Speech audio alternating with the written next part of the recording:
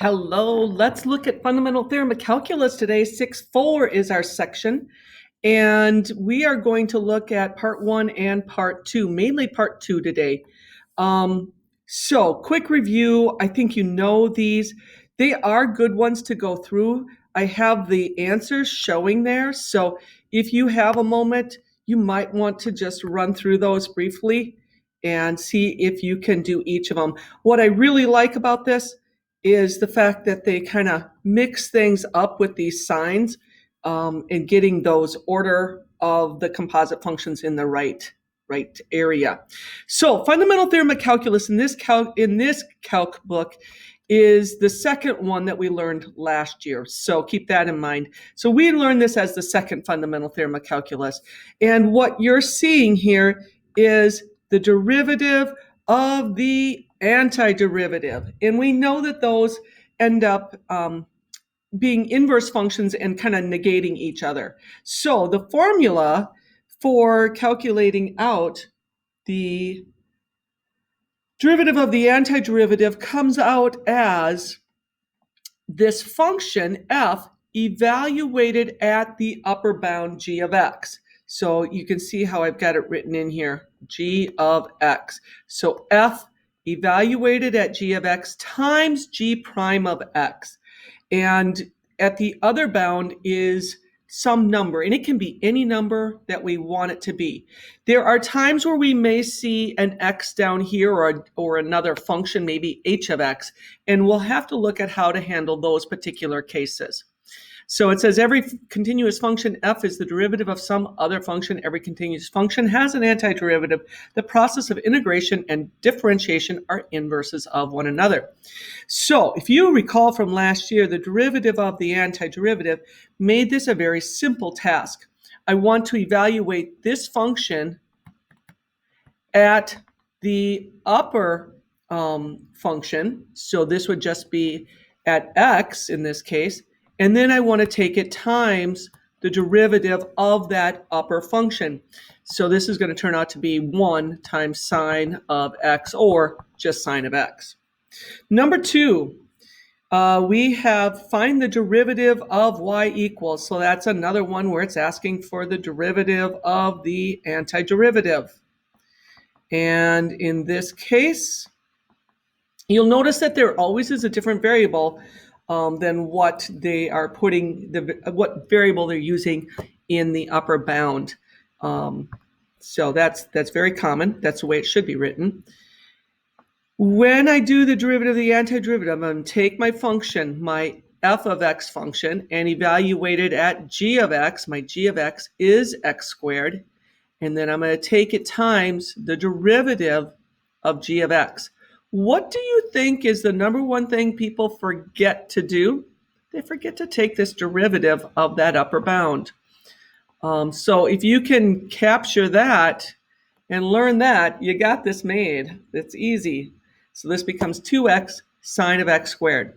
Now, if you really, really loved doing integration, you could actually find the integral of sine t and then evaluate it at f of b minus f of a, then go back and take the derivative of it. What you're going to find out is that it turns out to be this anyway. So let's just use shortcuts and be done with it. What I notice on number 3 is that the function x is in the lower bound, and I do not want it there. So I am going to do a switch over and move that to the top. So I'm going to say I've got the negative of d dx of 5 to x t sine t dt. And we're going to evaluate our f of x function at x. So it's going to be x sine x. I'm going to make a purposeful mention that I would look at that upper bound function and take its derivative. But in this case, it simply is 1. So we're going to get x sine of x. Over and done. Number 4. The instructions were to find the derivative of the antiderivative. So we want to find the derivative of the antiderivative. Once again, we need to flip this over, so I'm going to have a negative natural log evaluated at x times x prime. And that's going to just give us, this will turn out to be 1, and we're going to have negative natural log 1 plus x. Ah, good. We did hit one where we have variables on both sides. Excuse me, I got to get a Kleenex. Okay, variables on both sides. We're going to do it in 2 steps or 2 calculations. So I will do that y prime equals evaluating at 5x first. So we're going to plug that in, and I'm going to have natural log of 2 plus 5x squared times the derivative of 5x, which is 5. Then I'm going to go into, it's kind of like f of b minus f of a, right? Fundamental theorem of calculus, how we calculate out those bounds. Now I'm going to work with the 3x. Let's throw that in a different color. 3x squared. So I'm going to have natural log of 2 plus 3x squared, close the natural log parenthesis, and then I've got to take the derivative of 3x squared, which we know to be 6x, and the only thing I would do is expand and kind of organize this a little nicer. So y prime equals 5 natural log 2 plus 25x squared minus 6x, bring that to the front, natural log of 2 plus that 3x squared was getting, the 3x was getting squared, so plus 9x squared, and that should be our answer. So that's how to handle if you have functions like h of x to g of x. Use the subtraction, just like we would in an f of b minus f of a calculation. Yeah, here they come in with that f of b minus f of a, using the antiderivative, and you guys are pretty good with this. 3x to the third over 3 plus the integral of 1 is x. Evaluate this stuff from -1 up to 3. We know we always start at the top, so 3 goes in. Oh, let's cancel that. 3 goes in. We have 3 cubed plus 3 minus -1 cubed would be -1 minus plus, let's do plus -1. And then what do we have? 27 plus 3 is 33 minus -2. I'm getting 35. You can use your graphing calculator to also see if that's equal. Oh, dang. They said 32. What did I do wrong, guys? We got the 3. That would be negative. 27 plus 3. Oh, dang. Okay, sorry. I see what I did wrong. I don't know how I came up with 33 there. You probably caught it. Like, what's that lady doing? All right, how about 30 plus 2 giving us 32? Oh, glad I checked the answer. Just a silly math error there. That's where on the AP exam, right? Just leave your answer like that and don't try to be fancy. Evaluate this one. This one I would use my graphing calculator on because this is rather tough. And I think you know how to put that in your graphing calculator. It is the alpha key. It's one way, or math key. You can use either, but I go alpha window, option 4, plug in everything just as seen. Find the area between the x-axis and the graph of semi-elliptical region. The only thing we need to do is find our bounds on number 51. And I probably would graph that out just to see what those bounds are. And then I could integrate between a and b of the square root junk, dx, not dt. Last one. Good way to pull concepts together at this point is to start the graph of a function and consider a new function h defined at the definite integral of f.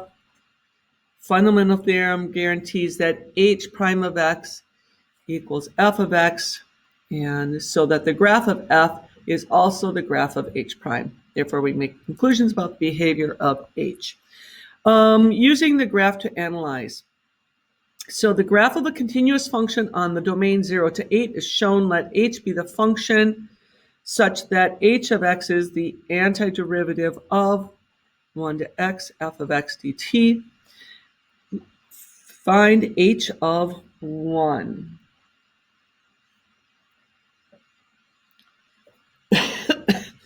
H of 1, so that means my x value is 1, and I'm going to replace that upper x with this value of 1, and I get the integral of 1 to 1 dt, which we know to be 0. Is h of 0 positive? Okay, so this is my x value, right? So I'm going to update my integral. This would be 1 to 0 f of t dt, which I'm going to flip it over because I'd rather have my low number on the bottom. This is my bound. So I'm going to have negative 0 to 1 of f of t dt. And I go over to the picture. 0 to 1 is that region there, which is positive region, but I have a negative outside. So I have negative plus this, or times this positive area, will give me a negative value. So I would have negative. Find the value of x for which h of x is a maximum. When I hit a maximum, I want h prime of x to be equal to 0. And I want it to be moving from positive to a negative h prime. And so that it's going up, down, and hit that positive. So now, how do I get information about h prime? I get information about h prime by going h prime of x equals, and now I'm looking up here, I need the derivative of the antiderivative, f of t dt. And the derivative of the antiderivative would give me f of t is equivalent to an h prime of t. So, this was from 1 to x. That's how I got, this should say f of x. All right, this is the f of x graph, right? It's a graph of f. Now, where do I see h prime of x equal to 0? Or where do I see f of x equal to 0? I have a few places that that's occurring, 3 to be exact. And I need to move from below the graph where h prime is above the graph where it's positive to a negative. Right here, positive to negative. I would say at 4, we have a maximum. So when x equals 4, we have a max. Find the value where h of x is a minimum. So I want h prime of x, which is equal to f of x, to equal 0, and move, that's supposed to be an and, my machine's slowing down. I think if when it gets too much ink on it, it really slows down. And, you have to just trust me, it moves from negative to positive. Well, I don't think I see anything like that. I don't see a place where I have 0, but this is positive to positive. This was positive to negative at 4. And then I'm out on the edge of the integral where I'm moving from negative to who knows what. So I would say it does not exist on this one. There is not a min. Does not exist. Find all the x-coordinates, points of inflection. I'm going to erase this stuff. Maybe that'll help. Points of inflection. That's h double prime. I need h double prime of x. So that would be equal to f prime, right? Because just earlier we had established that h prime was equal to f. Oh, it's really messing up on me. It's equal to f.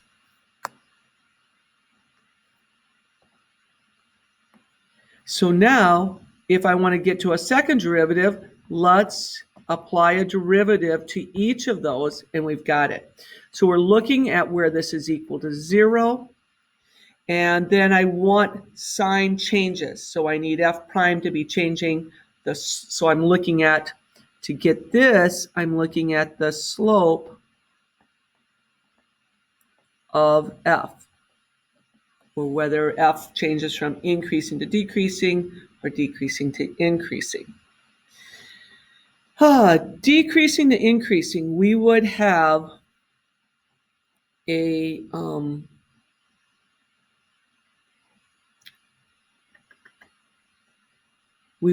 point of inflection at 1. Sorry about that.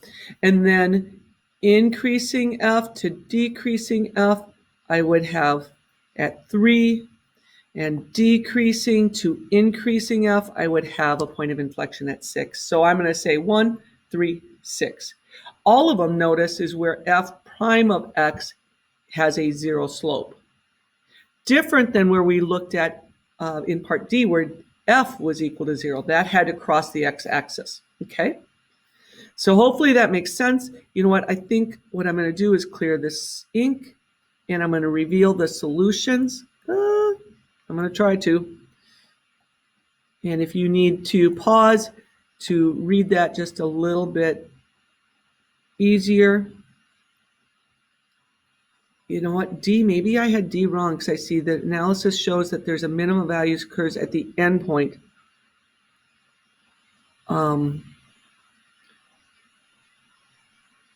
They say f of 8 is a minimum, and it would have to be at the very end. So yeah, you can go with that. You could look at area under the curve on that and know that you've got a lot of negative area there, I guess. So that would result in the area value from 1 to 8 being the negative. I missed that one. Sorry about that. Okay, I'm going to come up with a web assign for you on this, so here you go. Have a good day.